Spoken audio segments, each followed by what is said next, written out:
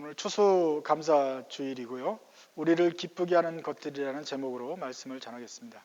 데살로니가전서 5장 말씀 읽었는데 다 아는 구절입니다. 특별히 16절부터 18절, 17절, 16, 17, 18절을 우리 다 외울 수 있는 구절이죠. 한번 외워보시죠. 저를 보시고 시작. 항상 기뻐하라. 쉬지 말고 기도하라. 범사에 감사하라. 이는 예수 안에서 너희를 향한 하나님의 뜻이니라. 그랬습니다. 참고로 데살로니가전서 5장 16절은 항상 기뻐하라. Rejoice always. 이 말은 성경 전체를 통틀어서 가장 짧은 성경 구절입니다. 그래서 성경 퀴즈 나오면 데살로니가전서 5장 16절 이게 가장 짧다 그런 것이죠. 근데 문제는 이제 5장 전체까지 데살로니가전서가 이제 사도 바울이 권면을 하는데 5장 전체에 대해서 여러 가지 권면들이 나옵니다.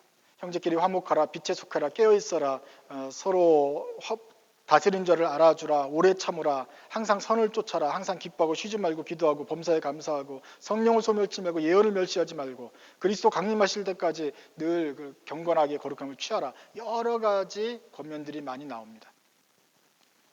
여기 나온 내용들이 참으로 귀하고 중요한 권면들입니다. 그래서 그리스도 예수 안에서 너희를 향한 하나님의 뜻이다라고 말을 하는데 참 모두 다 하나님의 뜻 같습니다. 근데 여기서 질문이 있습니다. 성경 안에서 이것이 그리스도 예수 안에서 너희를 향한 하나님의 뜻이라 그랬는데 도대체 그 하나님의 뜻이 무엇을 말하는 것인가? 더 구체적으로는 무엇인가? 모든 것이 다 하나님의 뜻이겠지만 다 좋은 말이지만 그 중에서 데살로니가전서 5장에 나오는 모든 권면들이 다 주님의 뜻이다 하는 것인지, 아니면 항상 기뻐하라, 쉬지 말고 기도하라, 범사에 감사하라, 이 세 가지가 하나님의 뜻이라고 하는 것인지, 아니면 감사하라만 하나님의 뜻이라고 하는 것인지 궁금합니다. 여러분 어떻게 생각하십니까?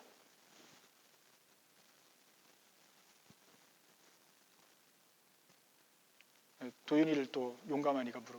도윤이는 몇 번이라고 생각합니까? 감사만. 성령을 소멸치 말고 예언을 멸시치 말고 범사해하려 좋은 것을 취하고 악을 악으로 갚지 말고 모든 사람을 대하든지 항상 선을 따르라. 이 말도 좋은 말이고 서로 화목하라, 빛에 속하라, 깨어 있으라 다 좋은 말인데,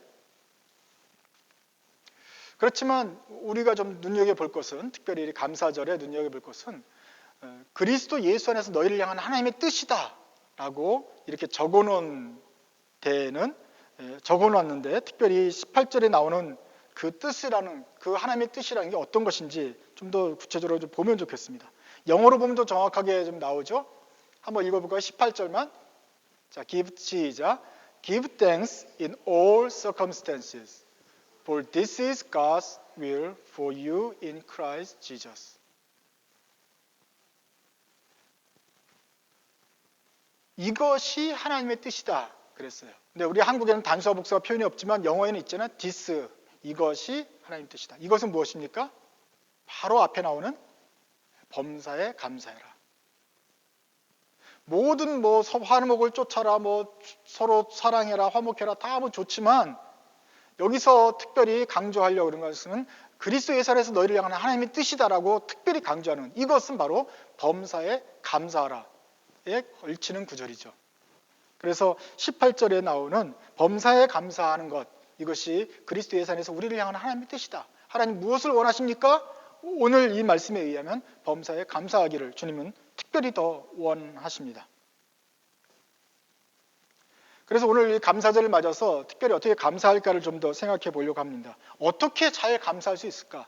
어떻게 그리스도 안에서 하나님 뜻을 잘 성취할 수 있을까? 그건 감사인데 범사에 어떻게 잘 감사할 수 있을까? 생각해 보려고 합니다. 추수감사절이니까 특별히 더 어떻게 감사하려는 생각이 있겠죠? 어떻게 하면 감사할 것인가? 먼저 우리가 처한 조건을 한번 생각해 봅시다. 우리는 고국을 떠나서 어쩌나 시애틀에 살고 있습니다. 고향을 떠나서 타향 생활을 하는 것 자체가 쉽지 않습니다. 근데 시애틀에 사는데 11월이 달이 이제 지나가고 있어요. 비가 오기 시작합니다. 우기가 시작됐어요. 물론 다른 곳에 눈 오는 것보다는 낫지만 이제 앞으로 6개월, 5개월 동안 비가 올 거예요. 햇빛은 나겠지만 그래도 조금 어두워요. 우리 입장은 어떻습니까? 인생의 그 여정 가운데 우리는 지금 학생들은 사춘기에 지금 지나고 있고 어른들은 중년의 그 사춘기를 또 지나고 있습니다. 우울해요. 사회적으로는 이민자고 경제적으로는 빌 게이츠보다 조금 못하고 성향은 내성적인 사람들이 더 많습니다. 내성적인 사람들은 가볍지 않아요. 진지하게 생각해요. 진지하게 생각하고 나니까 인생의 의미가 무엇일까 깊어요. 가볍지 않다는 뜻이에요. 어떤 좋은 것을 만들어도 100점을 만들어도 아유 얘가 기말고사 때 또 저 100점 맞으려는 법이 없지. 지금 잘했다고 해서 나중에 SAT가 제일 중요한데 계속 그 생각이 많아요. 그래서 우리는 복잡해요. 어떤 사람들은 현재적이고 즉흥적이고 하나님 모르면서도 쾌락만 즐기는 사람도 있지만 우리는 또 하나님을 알고 인생의 구원과 여러 가지 생각과 재난을 당하는 사람, 환경재해 막 생각이 복잡해요. 그래서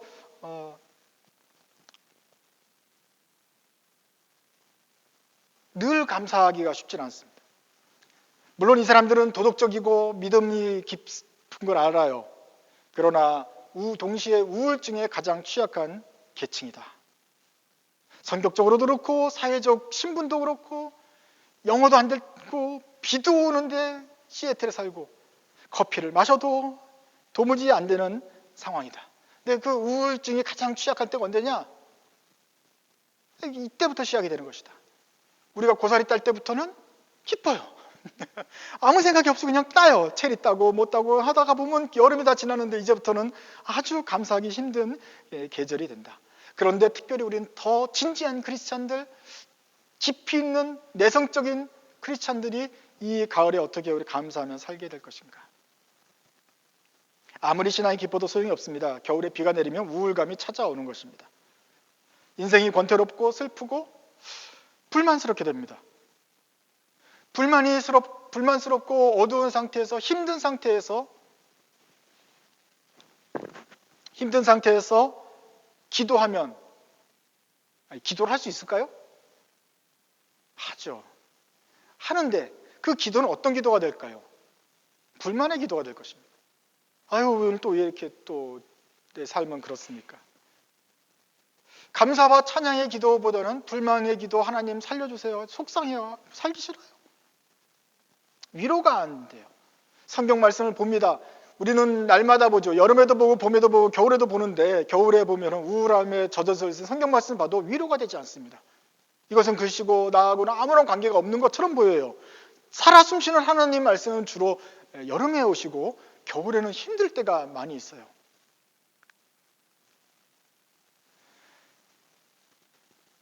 예배드려도 마찬가지입니다. 예배도 겨울에 3시에 끝나면은 막 벌써 까맣게 되고 집에 가는 길이 깜깜한 데로 다시 집에를 가야 되잖아요. 신앙생활하는 재미가 무엇인가 하면서 6개월을 또 지나게 되는 것이에요. 생각을 안 하고 저는 분들은 생각을 하기 때문에 우리는 더 우울합니다. 그래서 감사를 못해요. 하나님의 뜻은 감사라는 것이 범사에 감사라는 것인데 우리는 특별히 범사에 감사하고 싶은데 겨울에는 조금 힘들다 하는 것을 아셔야 되는 것입니다. 도대체 우리 삶에 감사가 늘 충만하게 하려면 어떻게 해야 될 것인가? 도대체 우리에게 진정한 감사, 범사에 감사하는 것을 막는 것은 무엇인가? 기도를 하면서도 맥이 빠지고 우리 삶에서 하나님에 대한 그 충만한 감사가 찬양이 있어야 되는데 기도가 불만과 만족하지 못한 기도로 가득 찬 것은 무엇 때문인가 하는 것이죠. 우리를 향한 뜻이 하나님 감사라는 걸 아는데 감사를 하고 싶은데 감사가 잘 안 되니까 어떻게 감사할 수 있는가를 생각해 봐야 돼요. 왜 문제인가? 그 중에 하나는 데살로니가전서 5장에도 또 나와 있을 것 같습니다. 항상 기뻐, 쉬지 말고 기도, 범사에 감사. 이 3가지가 또 그리스도인이 자주 쓰는 단어인데 이 중에서 범사에 감사하기 위해서 먼저 시작돼야 될 조건은 무엇입니까? 기도를 하면 기뻐지고 감사하게 됩니까? 감사를 하면 기뻐하고 기도하게 됩니까? 기뻐하면 기도하고 감사하게 됩니까? 이 셋 중에서 제일 먼저 나와야 될 것은 무엇인가요? 기쁜 거죠. 순서상으로 기뻐, 기도, 감사가 시작되는 것처럼 감사를 하기 때문에 기도가 나오고, 기도도 그건 좋지만 그러면 기뻐지고 보다는 기쁘면 감사 기도도 나오고 범사에 감사하게 되는 것이 자연적이다. 왜냐하면 우리가 영혼만이 있는, 그저 영혼만 떠다니는 크리스찬이 아니라 몸과 마음을 갖춘 인간이기 때문에 그렇습니다. 우리가 기쁨이 없기 때문에 감사할 상황이 만나도 그 다음에 기말고사는 또 어떻게 될까? 또 걱정이 나와요. 하나님께 다 감사하게 맡기지를 못해요. 염려와 대비도 있고 생각이 많아요. 그러니 기도할 때도 완전히 기쁜 상태로 감사함으로 맡기면서 기도하기가 쉽지 않습니다. 슬픈 상태로 기도하면 감사 찬상, 감사와 찬송의 그 분량이 적어지고 근심과 걱정으로 하나님 이거 좀 살려주세요 하는 기도만 되기가 쉽습니다.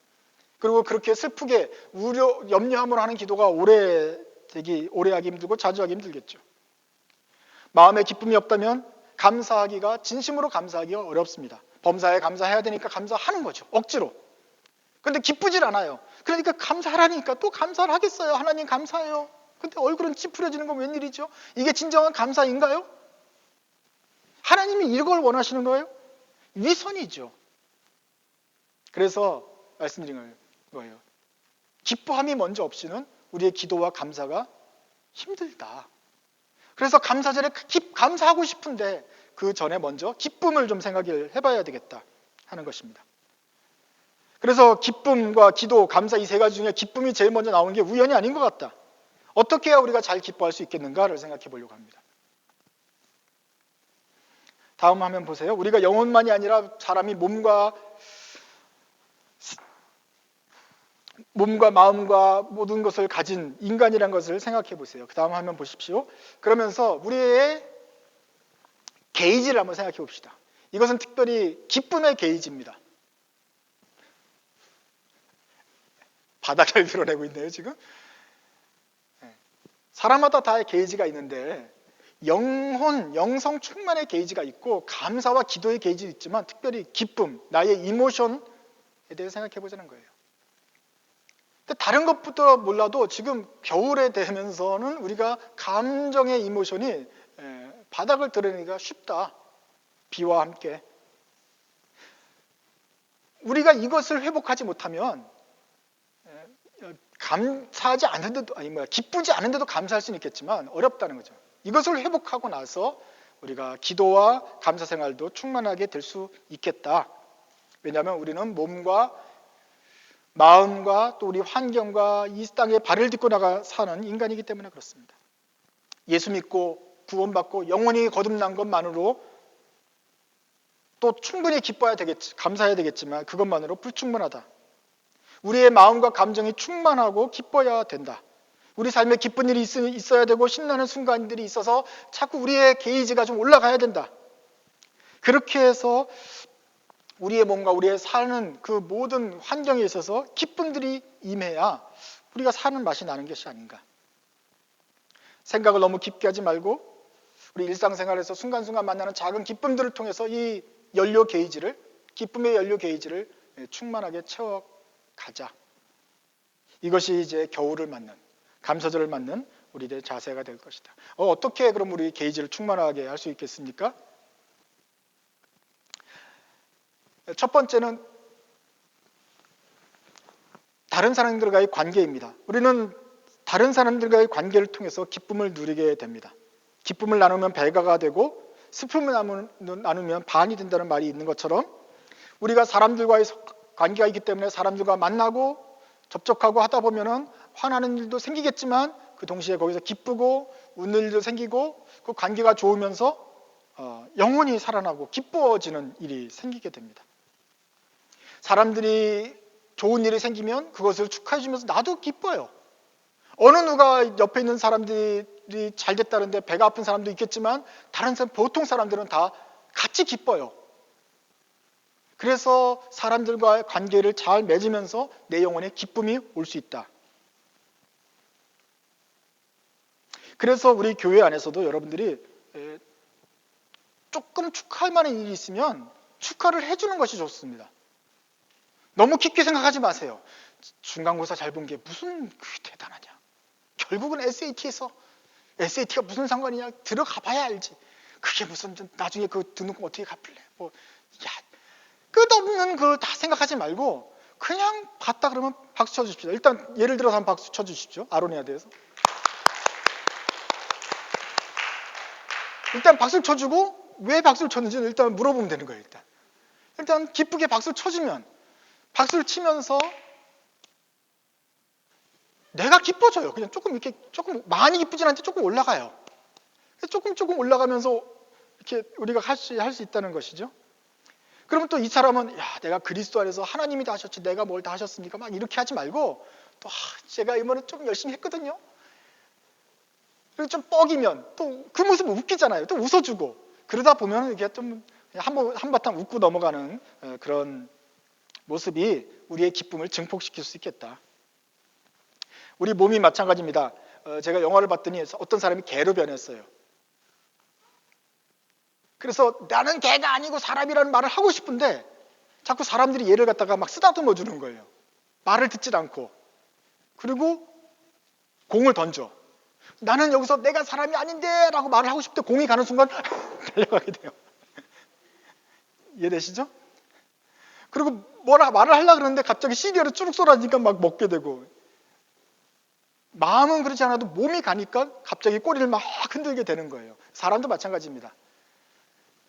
우울하고 있다가도 갑자기 막 옆에 사람들이 좋아가지고 박수 쳐주고 관계를 맺고 웃다 보면은 어느새 그걸 다 까먹어 버려요. 그리고 기뻐져요. 그래서 여러분들이 나도 그러한 몸을 가진 사람이라고 생각하면 어떻게 몸을 좀 조작을 해가지고 우리 기쁨의 게이지를 좀 올릴 수 있을까? 그렇게 해서 우리가 정말 진정한 감사로 갈 수 있을까 하는 걸 생각해 보자 하는 거예요.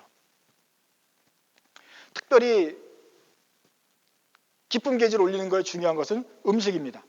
맛있는 걸 먹으면 여러분들의 상황이 어떻든 간에 배가 부르고 하면 행복해집니다. 그냥 먹는 게 아니라 맛있는 걸 먹으면 맛있는 게 들어오면 입에서 이렇게 막 돌고 얼굴이 펴지고 좋아져요. 그래서 우리가 1년 중에 맛있는 음식을 가장 많이 먹어야 될 계절은 언제일까요? 겨울인 것이죠. 그래서 겨울에 맛있는 것도 해들고 백종원과 얘기를 하면서 새로운 걸 개발을 할 때가 바로 더 다가왔습니다. 그걸 먹으면 기쁨과 감사와 영혼과 우리의 영성이 충만해지는 연쇄 반응이 일어날 것입니다. 맛있는 걸 먹었는데 즐겁지 않은 사람이 있다고요? 배가 충분히 부르고 신수가 편안한데 이제 그런 감사가 나오겠죠? 잘 먹고 충분히 쉬면 마음이 즐거워지는 것을 금하는 법이 없느니라. 막을 길이 없다는 뜻입니다. 음식이니까 식뿐만 아니라 음도 중요합니다. 드링크도 중요하죠. 몸을 즐겁게 하는데 성경에서도 사람을 즐겁게 하는데 술이 사람을 즐겁게 한다고 표현하고 있습니다. 비유적이기도 하고 실제적이기도 해요. 바울이 디모데에게 포도주 좀 마셔라 이렇게 말을 했습니다. 너의 위장을 위해서 포도주를 마셔라. 근데 이 사람은 왜 그러냐? 바울도 금욕적인 사람이었지만 디모데가 특별히 더 이세로서 더 소심하고 내향적이고 그랬던 것 같아요. 그러니 속병도 있었고 스트레스가 많았겠죠. 술 좀 마시면서 좀 풀어라 라고 한 것은 아닐까요? 물론 성경에서는 취할 정도로 마시지 말라 그래요. 그것을 항상 주의를 시킵니다. 그리고 사람마다 소화할 수 있는 양이 너무너무 틀리는 걸 맞아요. 유의하시고 또 술이라든지 약한 술이라든지 어떤 자기만의 음료수를 찾아가지고 일단 삶의 기쁨을 누리십시오. 저한테는 코코넛 워터가 딱 맞는 음료인데 이상한 일이에요. 이상한 전 이유도 없지만 그걸 딱 파가지고 마시면은 남태평양에 혼자 이제 무인도에 표류해가지고 석양을 바라보면서 야자수 아래에서 싹 이렇게 먹는 그런 느낌이 들어요. 더 좋은 거는 아무도 이걸 즐기지 않기 때문에 나 혼자만 먹을 수 있다는 게 너무 감사하고 참 좋아요. 여튼 그걸 스트레스가 쌓일 때 저한테는 이제 그러는 걸 먹으면 좋은 처방이 되더라. 운동도 좋습니다. 어떤 사람은 운동하면 힘들어지는 사람들인데 그런 사람 조심하시고, 하지만 운동을 해가지고 그 상쾌해지고 기분이 좋아진 사람은 운동을 하십시오. 근데 이런 운동은 좀 어떤 사람은 좀 그래요. 기록을 세우기 위해서 자신만의 싸움, 나와의 경쟁, 그러면 더 힘들어지잖아요. 그러지 말고 좀 그냥 가볍게 재미있게 즐기는 것이 목적이니까 그런 노동이 아닌 운동을 하면 좋겠다. 하나지 운동을 해서 너무너무 힘들고 지치면 어느 정도 중간에서 딱 멈춘 데가 있잖아요. 프로가 되려면 그걸 극복해야 되지만 아마추어는 그냥 거기서 멈추고 딴 거 하면 돼요. 그러면 딴 걸 시작하면은 그 강사가 뭐라 그래요? 처음 해보셨는데 왜 이렇게 잘하세요? 소질 있네요. 막 칭찬받고 그 다음에 거기서 끝나고 또 다른 운동하면 진짜 잘하시네요. 서로 격려해주고 프로로 나가세요. 막 계속 할 때마다 그러니까 좀 기분이 좋아져요. 그래서 평소에 해보지 않았던 것들, 그런 것들을 재미삼아서 해보면 좋겠다. 게임들이 많이 있지 않습니까? 무슨 애들 퍼즐 같은 것도 안 해본 것들을 해보면서 어려운 거를 풀고 나면 재미를 느끼게 된다. 운동하면 땀이 나고 알이 배기죠. 그걸 알면서도 조금 기분이 좋아지고 나의 삶에 기쁨이 오게 된다면은 그럼 운동도 좋겠다. 반려자도 도움이 됩니다. 사이가 좋을 때는 힘이 됩니다. 문제가 있는데 사이가 나쁠 때는 우울감이 더해지고 그런 단점이 있어요. 그래서 반려자보다는 반려동물이 효과적입니다. 그래서 반려동물은 시애틀에서 개를 키우는 사람들이 그렇게 많아요. 그래서 그렇습니다. 그래서 그런 삶에 활력을 준다. 저는 개보다는 닭을 권장하는데 그냥 보기만 해도 기분이 좋은 것도 있고 알도 주고 기쁨이 좋아요. 특별히 요즘에 고양이를 키우는 사람들이 많아요. 그래서 고양이의 집사가 되는 줄 알면서도 한번 빠지면 그렇게 기뻐하고 막 사진에 올리고 인스타에 막 그걸 올리면서 기쁘죠. 고양이를 봐서 기쁘고 인스타에 올려서 기쁘고 사람들이 라이크할 때 기쁘고 여러 가지로 기쁨이 되니까 하찮는 거라도 그게 우리가 인간이기 때문에 그 하찮은 걸 통해서 우리는 기쁨 지수가 올라가고 기쁨 지수가 올라가면 기도가 나오고 감사가 나오고 범사에 감사하고 하나님의 뜻을 행하게 되더라. 그 다음엔 전자오락 게임입니다. 우리에게 여러 가지 게임들이 있잖아요. 직장에서 일하는 것도 게임 삼아 할 수 있겠지만 스트레스가 많은데 집에서 아무 생각 없이 또 지구가 폭파되어도 다시 시작할 수 있는 그런 안전한 곳에서 아무 생각 없이 지구를 구하다 보면 우리 삶에 기쁨이 오더라. 특별히 여자분들은 이해를 못하는 남자들이 멍하니 게임하고 있을 때 삶의 기쁨이 회복이 되더라. 그래서 너무 지나치지만 않게 너무 눈도 나빠지고 성적 떨어지지 않을 정도 한다면은 절제하면서 가끔 하게 되면 기쁨이 올 수가 있겠다. 생각해보세요. 우리가 지구를 구했단 말이에요. 얼마나 기쁩니까? 약간 기쁘죠.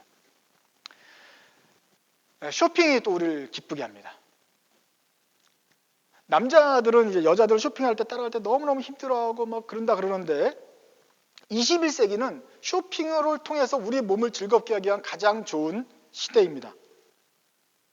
우리가 직접 가지 않아도 돼요. 컴퓨터에서 온라인으로 쇼핑할 수가 있어요. 근데 온라인으로 쇼핑할 때 우리는 4가지 기쁨을 갖게 됩니다. 여러 가지를 검색하면서 어디가 더 싸네? 이게 진짜 싼 게 나왔네. 아이고 쇼핑비가 붙었네. 이게 더 쌌네.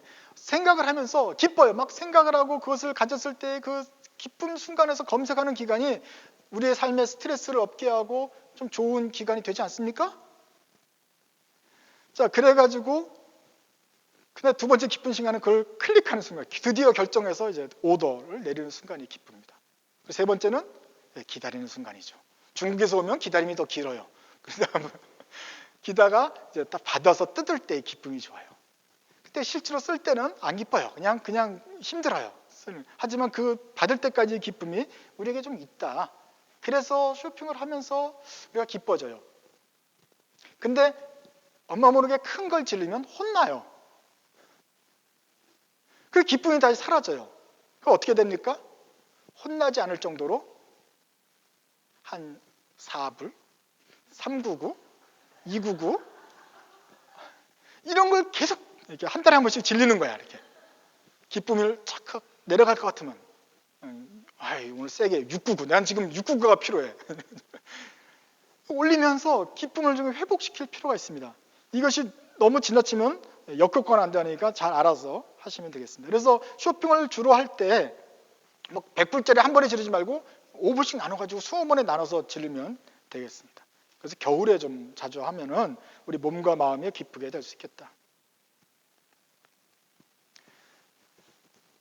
그다음에 변화를 주는 것이 중요하죠. 그러니까 늘 똑같은 생활을 갖다 반복하고 그러다 보면은 감사를 하고 싶어도 루틴해지고 우울해지고 질리고 지겨워져요. 지겨워지면서 이 세상을 왜 살아야 되나? 이렇게 해서 앞으로 더 50년, 80년 더 살아야 되나? 이 생각이 들면서 우울해집니다. 삶의 변화를 생각해야 돼요. 그래서 책상을 정리하면 기뻐집니다. 아침 일찍 일어나서 안 입던 정장을 입고 면도를 하고 딱 있으면 멋있는 사람이 그래도 나오는 걸 보면서 그냥 기뻐진다고 그래요. 그러니까 너무 우울할 때는 정장을 차리세요. 정장을 차려입고 하여간 좀 다니세요.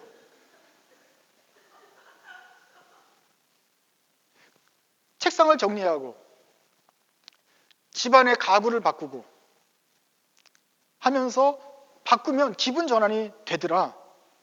우리가 단순해가지고 기분이 전환이 되면 삶에 뭔가 변화가 생기면 좋아지더라 하는 것이죠. 그 변화를 불러들이는 가장 좋은 기회가 오는데 그것은 절기입니다. 가만히 있어가지고 책상 정리를 하지 않으려고 해도 절기가 되면 어쨌거나 사람들이 모이게 되고 그 시간에 뭔가 행사를 해야 되는 경우가 생기죠. 그러면 어쩔 수 없이 집안도 정리를 해야 되고 사람들이 온다니까 음식도 해가야 되고 음식은 또 게이지를 올리는 것이죠. 모여서 뭐예요? 관계를 갖게 되면 관계를 가지면서 또 게이지가 올라가죠. 관계를 모여서 뭐 합니까? 게임도 합니까? 게임을 또 해요. 게임을 하면 또 올라가죠. 그러면서 또 선물도 나누면 선물을 또 쇼핑해야겠네? 그럼 클릭 하다 보면 점점 올라가기 때문에 이 절기가 우리에게 삶에 활력을 주더라. 물론 뭐 한국에 있을 때는 뭐 절기에 대한 스트레스가 더 많다고 하지만 여긴 좀 덜 하잖아요. 그러니까 절기에 주는 부작용보다는 절기가 주는 유익을 좀 생각해 가면서 이 절기를 10분 활용을 해야 되겠습니다. 자신의 몸을 즐겁고 하고 하나님께 주신 나의 인생에 대해서 감사를 충분히 할 수 있는 그런 기회로 삼자. 그래서 억지로 하지 말고 맛있는 음식을, 재밌는 게임을, 또 선물을 준비해 가면서 절기를 절기답게 풍성하게 하자. 또 먹고 마실 때는 끝나고 나면 또 뭐 해야 되는데 그 생각하지 말고 재밌을 때는 항상 재밌게 즐기면 되겠다 하는 것이죠. 미국에 처음 왔던 그 기독교인 중에 청교도인들이 있는데 얼마나 청빈하고 참 그 성경에 밝았으면 청교도라는 이름까지 있었습니까? 근데 이 사람들은 이 미국에 와서 정말 하나님께서 원하시는 나라, 믿음으로 사는 마을을 만들자 해가지고 청교도 마을을 만들고 거기에서 교회를 중심으로 경건하고 거룩하게 살기를 말했어요. 유럽에서도 한참 춤추던 사람들이지만 춤을 추지 마라. 특별히 주일날에는 춤추지 마라. 이게 주일날에 노는데 모여가지고 사람들이 춤을 안 추고 놀려니까 힘들잖아요. 몰래 추면 뭐라고 혼내고 그랬습니다. 술도 금지시켰죠. 도박도 금지시켰습니다. 그래가지고 패가망신하는 사람이 많기 때문에 술, 도박 모든 인간들에게 기쁨을 줄 수 있는 것들을 하지마 그랬습니다. 그러니까 진짜로 할 게 없어졌어요. 나중에 에디슨이 영화를 발견해서 영화가 그냥 미국의 산업이 됐는데 영화도 금지시켰습니다. 일단 깜깜한 데서 남녀 둘이서 앉으면 영화를 보겠냐? 뭐 이렇게 그냥 다 의심을 하는 것이죠. 사람을 이해하지 못했습니다. 인간에게 기쁨을 주는 것들이 있는데 그것들을 모든 것을 제거해버린다. 그러면 금욕이죠. 그러면 경건에 도움은 될 수 있을 것입니다. 그런데 억지로 하는 그 경건이 우리 삶에 기쁨을 주고 감사를 주겠는 것인가? 주지 않는다는 것을 알아야 되는 것이죠. 우리가 기쁜 것을 하면서 우리 몸을 즐겁게 하면서도 우리 영혼이 즐겁고 하나님 앞에 경건하게 살 수가 있겠다. 기도와 감사가 충만한 삶을 살 수 있겠다. 이제 우리 겨울에 접어들면서 우리가 특별히 우리의 감사 게이지를 신경을 써야 될 것입니다. 기도할 것입니다. 찬양도 하고 예배도 드리고 말씀도 읽을 텐데 기쁨으로 찬양할 것이냐? 기쁨 가운데 예배 드릴 것이냐? 어떻게 하면 기쁨 가운데 우리의 신앙생활을 이 겨울에 할 것인가를 고민을 해야 될 것입니다. 어떻게 감사할 것인가? 그냥 억지로 믿음으로 감사하는 것이 아니라 기쁨으로 감사하는 여러분들이 되도록 여러분의 삶의 신앙의 기쁨의 게이지를 체크를 하십시오. 그리고 이제 추수감사절에서 우리가 모여서 또 얘기를 나눌 때에도 우리 삶에서 기쁨을 되찾을 수 있는 그런 기회가 되는 것입니다. 여러분, 이것은 이 땅에서만 유익한 것이 아닙니다. 우리가 천국에서 하나님을 만나서 영원히 하나님과 함께 기쁨 있게 살 것입니다.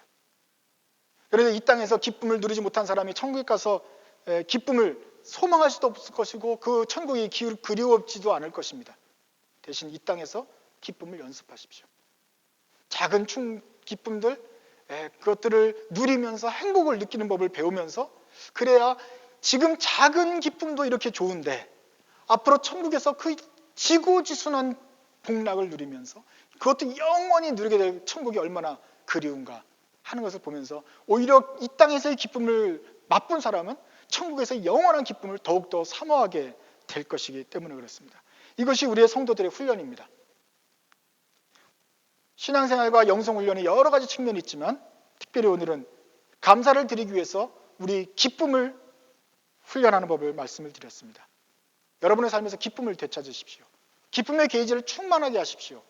이것이 우리의 기도를 이끌고 우리의 감사하는 생활을 이끄는데 그래서 범사에 감사하고 하나님께 아무런 조건 없이 하나님께 감사하는 상태가 될 때 그것이 우리를 향한 그리스도 예수 안에서 우리를 향한 하나님의 뜻이라고 하는 것을 기억하십시오. 기도하겠습니다.